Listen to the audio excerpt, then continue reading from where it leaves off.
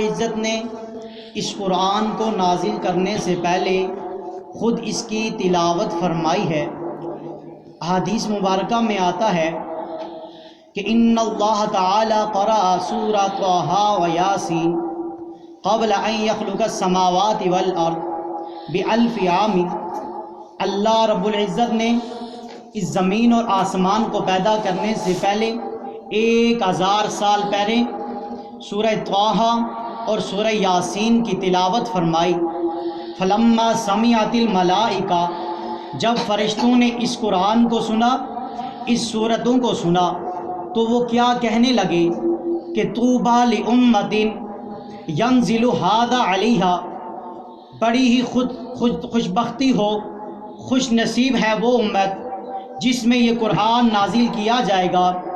وطوبیٰ لأجواف تحمل ھذا، اور کتنے ہی خوش بخت خوش نصیب والے سینے ہیں وہ جو اس قرآن کو اپنے سینے میں محفوظ کریں گے۔ میرے دوستو، پھر فرشتے کہتے ہیں وطوبیٰ لألسنۃ تتکلم بھذا، کتنے ہی خوش قسمت وہ زبانیں ہوں گی جو اس قرآن مجید کی تلاوت کریں گی۔ یہ قرآن کی عظمت، یہ رفعت آج ہم سب کو حاصل ہے۔ آج یہ ختم قرآن کی محفل ہے، اس میں سنانے والے بھی شامل ہیں، سننے والے بھی شامل ہیں، اور چند وہ لوگ بھی ہوں گے جو صرف آج ہی اس میں شامل ہوئے ہوں گے، لیکن وہ بھی پریشان نہ ہوں، وہ بھی کسی سعادت سے محروم نہیں ہیں۔ حدیث میں مبارکہ میں آتا ہے، آقا علیہ الصلوۃ والسلام فرماتے ہیں جو شخص ختم قرآن کی محفل میں شریک ہوتا ہے، یعنی جب قرآن ختم کیا جا رہا ہے اس محفل میں شریک ہو، تو وہ ایسے ہے جیسے جنگ کے بعد جب مال غنیمت تقسیم ہو اور مال غنیمت میں بندہ پہنچ جائے، اور اس کو مال غنیمت میں سے حصہ بھی ملے۔ کتنی بڑی فضیلت والی بات ہے، اور سنانے کا ثواب کیا ہے یہ تو ہر ایک کوئی بیان کرتا ہی رہتا ہے۔ سننے کی کیا فضیلت ہے کہ آقا علیہ الصلوۃ والسلام ایک مرتبہ ممبر پر تشریف فرما ہوئے اپنے صحابی عبداللہ بن مسعود رضی اللہ تعالی عنہ سے فرمانے لگے، اے عبداللہ مجھے قرآن سناؤ۔ حضرت عبداللہ بن مسعود رضی اللہ تعالی عنہ عرض کرنے لگے، اے پیغمبر صلی اللہ علیہ وسلم، میں آپ کو کیا قرآن سناؤں؟ آپ تو صاحب قرآن ہیں، آپ پر ہی تو اللہ نے قرآن کو نازل کیا۔ لیکن حضور علیہ الصلوۃ والسلام فرماتے ہیں، اے عبداللہ آج میرا دل کرتا ہے کہ میں آج قرآن سنوں گا اور آپ سناؤ گے۔ تو یہ جو سننے والے ہیں ان کے لیے ہے کہ سننا یہ بھی نبی صلی اللہ علیہ وسلم کی فضیلت میں سے ہے۔ بلکہ ایک دوسری روایت میں یہ بھی آتا ہے کہ اللہ رب العزت جب نبی تلاوت کرتا ہے تو اللہ رب العزت اس کو خود سنتے ہیں، اور جو خوش اعلانی کے ساتھ اچھی طریقے سے تلاوت کرتا ہے یہ بھی اللہ رب العزت اس کی طرف بھی توجہ فرماتے ہیں۔ تو اس لیے قرآن سننا بھی، سنانا بھی، اس کو پڑھنا بھی، اس کی محفل میں شریک ہونا بھی یہ برکت کا باعث ہے۔ اللہ رب العزت ہماری آج کی یہ بارگاہ میں یہ حاضری ہماری قبول اور منظور فرمائے۔ میرے دوستو، میں عنوان کو مختصر کروں گا کیونکہ میرے بعد حضرت مولانا زاہد صاحب کا بیان ہوگا، تو میں اس سے پہلے ہی بیان کو بغیر تمہید کے اپنے مقصد کی طرف لے جاؤں گا۔ آج ہم ایک محفل سجائے ہوئے بیٹھے ہیں، آج ایک ہم نے محفل سجائی ہے، اس کا ہم نے ایک عنوان دیا ہے کہ فلاں عنوان ہے، فلاں آئیں گے تقریر کریں گے اور فلاں سامعین ہیں۔ میرے دوستوں، میں آپ کی توجہ آج کے اس پروگرام کی طرف لے کر ایک دوسرے پروگرام کی طرف لے جانا چاہتا ہوں۔ وہ پروگرام جو میرے اور آپ کے پیدا ہونے سے پہلے ہوا تھا، وہ کون سا پروگرام تھا؟ وہ عالم ارواح کے اندر پروگرام تھا۔ وہ کیسا پروگرام تھا کہ اس کو بلانے والا کون تھا؟ اللہ رب العزت تھے، اور سامعین کون تھے؟ تمام جہاں کے ساری مخلوقات تھی۔ سنانے والا اللہ تھا اور سنانے والے سارے جہاں کے لوگ تھے۔ یہ میں کوئی بات اپنی طرف سے نہیں کہہ رہا، بلکہ یہ اللہ کا قرآن بھی کہتا ہے۔ میرے دوستو، میں اس اشتہار کی طرف لے جا رہا ہوں جو قرآن میں بھی چھایا ہوا ہے، اس محفل کی طرف لے جا رہا ہوں جس کا ذکر خود قرآن نے بھی ذکر کیا ہے۔ جب اللہ رب العزت نے ہم کو پیدا کرنے سے پہلے ہماری ارواح سے ایک وعدہ لیا تھا کہ الستُ بربکم، علماء نے لکھا ہے اس یہ محفل میں خطاب اللہ کی طرف سے تھا۔ ساری مخلوقات اس میں، سارے انسان اس میں موجود تھے۔ انبیاء بھی تھے، صلحاء بھی تھے، صحابہ بھی تھے، مسلمان بھی تھے، کافر بھی تھے، ہر ایک آدمی وہاں پر موجود تھا۔ اللہ نے ہر ایک سے وعدہ الست لیا کہ کیا تم مجھے اپنا رب مانتے ہو؟ اس وقت میں نے اور آپ نے، ہم سب نے اللہ رب العزت کے اس بیان میں ہم سب نے وہاں پر جواب دیا تھا، قالوا بلا وربنا، یا اللہ ہم آپ کو اپنا رب مانتے ہیں، کیوں نہیں ضرور مانتے ہیں۔ بس اتنی سی محفل تھی اور یہ محفل ختم ہو گئی تھی، بس یہ بیان تھا، ختم ہو گیا، سامعین واپس وہاں سے چل دیے۔ میرے دوستو، یہ ایک پروگرام کی طرف میں نے اشارہ کیا۔ ایک دوسرا پروگرام بھی تھا جو وہاں پر ہی منعقد ہوا، عالم ارواح کے اندر منعقد ہوا، جس کا اشتہار بھی قرآن میں ذکر ہے، جس کا خطاب کرنے والے اللہ رب العزت تھے، لیکن سامعین میں اور آپ نہیں بلکہ انبیاء علیہ السلام کی جماعت تھی۔ کیسا وہ اشتہار تھا؟ اللہ رب العزت قرآن میں فرماتے ہیں، وَإِذَا أَخَذَ اللَّهُ مِيثَاقَ النَّبِيِّينَ لَمَا آتَيْتُكُم مِّن كِتَابٍ وَحِکْمَةٍ، یاد کرو اس وقت کو جب اللہ رب العزت نے انبیاء سے میثاق لیا، انبیاء سے عہد لیا، انبیاء سے وعدہ لیا، اے میرے نبی، اے میرے پیغمبروں، اے میرے رسولوں، اے میرے پیغمبروں، میں آپ کو نبوت دوں گا، میں آپ کو رسالت دوں گا، میں آپ کو عظمت دوں گا، میں دنیا میں آپ کو لوگوں کا پیشوا بناؤں گا، امام بناؤں گا۔ لما جاءتکم رسل منکم، اے میرے پیغمبروں، تم اپنے اپنے زمانے میں جا کر لوگوں میں تبلیغ کرو گے، لوگوں میں توحید کی دعوت چلاؤ گے، لیکن یاد رکھنا تمہارے بعد ثم جاءکم رسول منکم، پھر تمہارے بعد تم ہی میں سے ایک رسول آئے گا، تم ہی میں سے ایک نبی آئے گا، تم ہی میں سے ایک پیغمبر آئے گا۔ اگر وہ تمہارے زمانے میں آ جائے گا، لَتُؤْمِنُنَّ بِهِ وَلَتَنْصُرُنَّ، اگر وہ تمہارے زمانے میں آ گیا تو تمہارے لیے لازمی ہوگا اس نبی پر ایمان لانا اور اس کی مدد کرنا۔ یہ وہ پروگرام تھا جو عالم ارواح کے اندر منعقد ہوا۔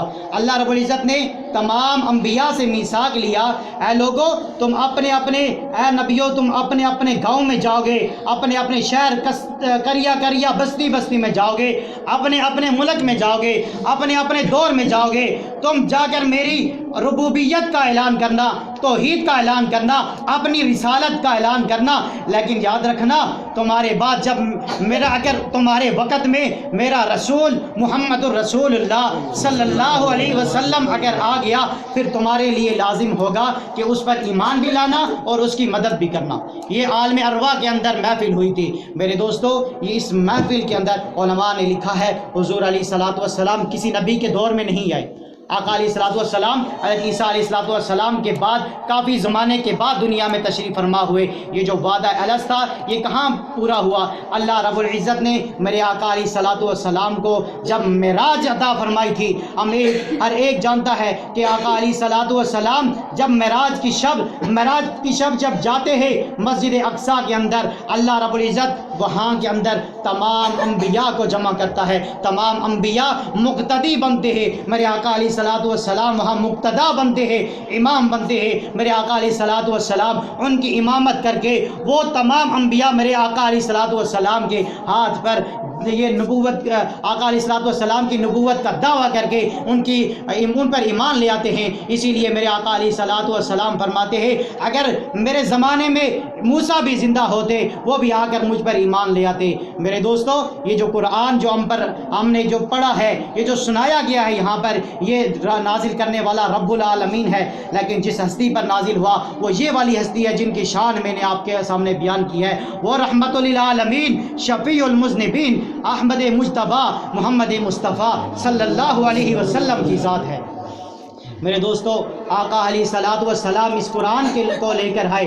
میرے آقا علیہ السلام نے اس قرآن کی دولت سے، اس قرآن کی برکت سے وہ قوم جو جہالت میں ڈوبی ہوئی تھی، وہ قوم جو گناہوں کے، کفر کے، شرک کے، ہر ایک برائی کے دلدل میں دبی ہوئی تھی، میرے آقا علیہ السلام نے آ کر اس قرآن کی محنت سے ان میں محنت کی۔ میرے دوستو، قرآن بھی ان لوگوں کی حالات کو یوں بیان کرتا ہے کہ وہ کنتم علی شفا حفرۃ من النار، ان قریب تھا کہ وہ لوگ جہنم کے گڑھے میں گر جاتے، حتی انقذکم منہا، اللہ رب العزت نے ان کو اس جہنم کے گڑھے سے بچا کر اللہ رب العزت نے اس وقت انبیاء علیہ السلام کے بعد نبی علیہ السلام کو بھیجا۔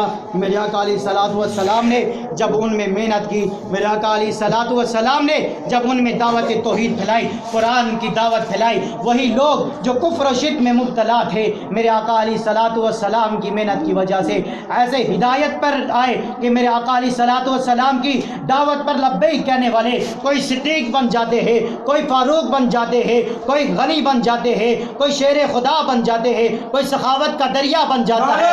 تکبیر، اللہ اکبر، رسالت محمد رسول اللہ، صحابہ زندہ باد۔ میرے دوستو، یہ آقا علیہ السلام کی وہ قدوسی جماعت ہے۔ میرے آقا علیہ السلام نے جب اس قرآن کے ذریعے سے ان میں محنت کی، وہ لوگ کیسے تھے؟ پہلے ایک دوسرے کے خون کے پیاسے، ایک دوسرے کو قتل کرنے والے، ذرا ذرا سی بات پر ایک بندہ راستے میں چلتا ہے، اپنے پاؤں کو بچھا دیتا ہے، دوسرا شخص آتا ہے، اس سے کہتا ہے کہ اپنے پاؤں کو ہٹاؤ، میں یہاں سے گزروں گا۔ وہ کہتا ہے نہیں، میں پاؤں کا نہیں ہٹاؤں گا، تو نے جو کرنا ہے کر لے۔ وہ شخص اپنے غیرت کا مسئلہ سمجھتے ہوئے اس شخص کے پاؤں پر تلوار مار کر اس کی پاؤں کو کاٹ دیتا ہے۔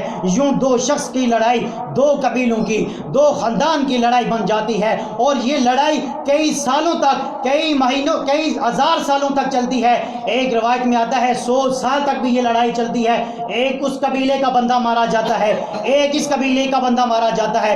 بات کیا تھی کہ راستے میں اس نے ٹانگ پھیلا کر یہ کہا کہ اگر آپ میں ہمت ہے تو یہاں سے گزر کر دکھاؤ۔ ایسے لوگوں کے اخلاق تباہ ہو چکے تھے، شراب پینے والے وہ لوگ تھے، شراب نوشی عام تھی، زنا عام تھا، ہر قسم کی برائی ان لوگوں میں پائی جاتی تھی۔ میرے آقا علیہ السلام نے جب ان میں محنت کی تو وہ ایسے قدوسی جماعت پیدا ہوئی کہ میرے آقا علیہ السلام نے جب ان میں مواخات کا ایک سلسلہ جاری کیا، ایک جنگ کا موقع ہے کہ ایک صحابی وہ جنگ میں شہید ہے، پیاس کی حالت میں ہے، پانی مانگ رہا ہے، ایک اس کا عزیز جاتا ہے، اس کا بھائی جاتا ہے اس کو پانی پلانے کے لیے، تو ساتھ پڑے ہوئے دوسرے بھائی کی طرف سے جو زخمی پڑا ہوتا ہے جنگ کے اندر، اس کی طرف سے آواز آتی ہے، تو یہ شخص کہتا ہے نہیں، مجھے پانی نہ پلاؤ، پہلے اس کو پلاؤ۔ جب اس کے پاس پانی پلانے کے لیے جاتا ہے، پھر تیسرے کی طرف سے آواز آتی ہے، ہاں کی جب آواز آتی ہے وہ اس کی طرف چلا جاتا ہے کہ اس کو پانی پلاؤ، چوتھے کی طرف، پانچویں کی طرف۔ جب پانچویں کے پاس پہنچتا ہے، پانچواں مر جاتا ہے، وہ اللہ رب العزت کے ہاں پہنچ جاتا ہے، شہید ہو جاتا ہے۔ پھر چوتھے کے پاس آتا ہے، وہ بھی شہید ہو جاتا ہے۔ تیسرے کے پاس آتا ہے، وہ بھی شہید ہو جاتا ہے۔ پھر دوسرے کے پاس آتا ہے، وہ بھی شہید ہو جاتا ہے۔ پھر پہلے جو اپنا بھائی تھا اس کے پاس آتا ہے، وہ بھی شہید ہو جاتا ہے۔ یہی وہ لوگ تھے جو ایک دوسرے کے خون کے پیاسے تھے۔ نبی صلی اللہ علیہ وسلم کی محنت کی وجہ سے ایک دوسرے کی خاطر انہوں نے جان قربان کر دی۔ سبحان اللہ۔ یہ میرے اور آپ کے صحابہ کرام علیہم رضوان تھے، یہ میرے آقا علیہ السلام کی محنت تھی۔ میرے آقا علیہ السلام نے جب ان لوگوں میں محنت کی، شروع میں کتنی مشکلات برداشت کی۔ میرے دوستو، آقا علیہ السلام 13 سال تک مکہ کی دھرتی پر لوگوں کو توحید کی طرف بلا